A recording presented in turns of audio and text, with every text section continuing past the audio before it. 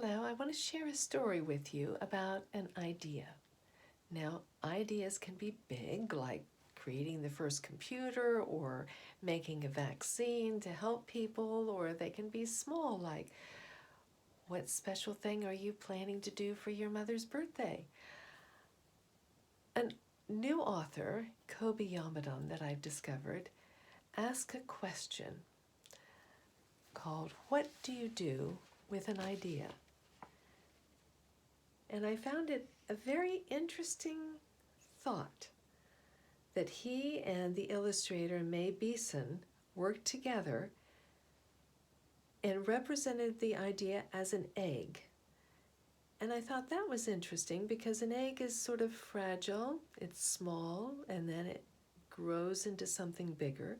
And that's what ideas do. Sometimes you get an idea and you think about it for a while, and maybe you forget about it and then you think about it again. And that's sort of what they represent in this story. And it made me also think of a couple of other videos that we've done on our YouTube site about mistakes and about accidents that people have learned from, come up with a new idea, and done something to change the world. So I'd like to share this book and see if that makes you think of an idea you've had. And this is how it starts. One day, I had an idea.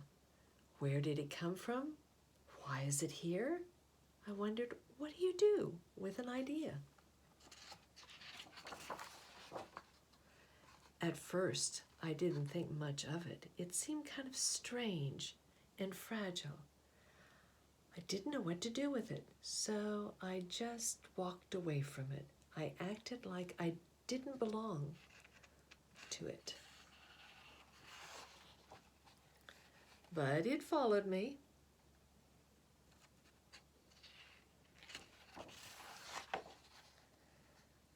I wondered what others would think. What would people say about my idea? I kept it to myself. I hid it away. I didn't talk about it. I tried to act like everything was just the same as it was before my idea showed up.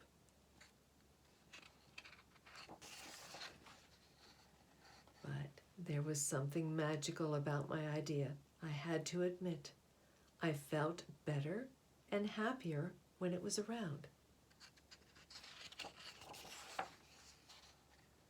It wanted food.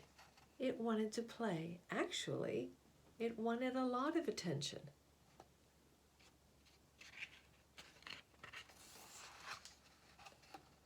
It grew bigger, and we became friends.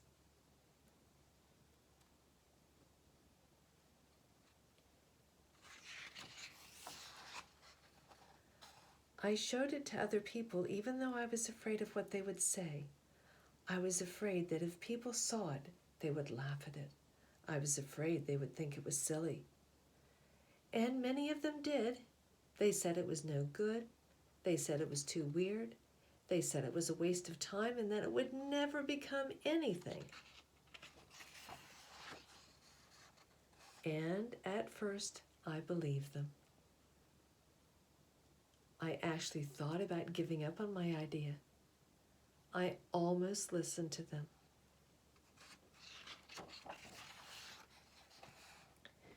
But then I realized, what do they know? This is my idea, I thought. No one knows it like I do, and it's okay if it's different and weird and maybe a little crazy. I decided to protect it, to care for it. I fed it good food. I worked with it. I played with it. But most of all, I gave it my attention. And my idea grew and grew, and so did my love for it.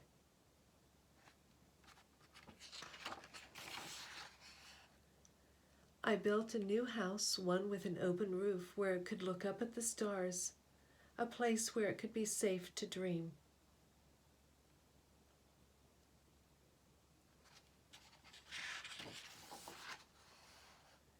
I liked being with my idea. It made me feel more alive, like I could do anything. It encouraged me to think big and then to think bigger. It shared its secrets with me. It showed me how to walk on my hands because it said it's good to have the ability to see things differently.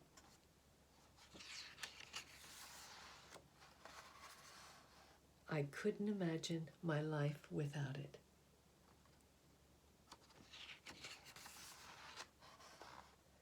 Then, one day, something amazing happened.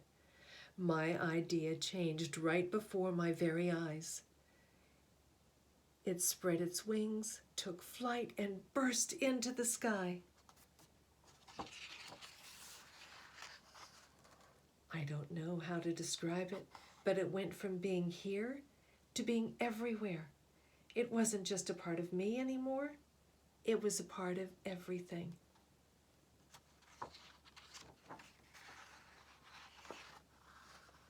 And then I realized what you do with an idea.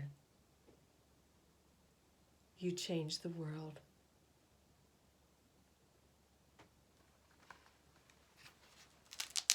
And I think that's true of any idea, big or small. You have to think about it a long time. Maybe you have to spend years thinking about it. But I'm sure each of you will have an idea that will change the world for the better. Kobi Yamada has created other books that make you think, too. Answering questions like, what do you do with a chance? What do you do with a problem?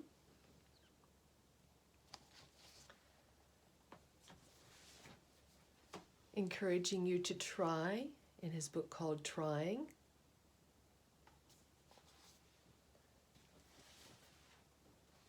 And maybe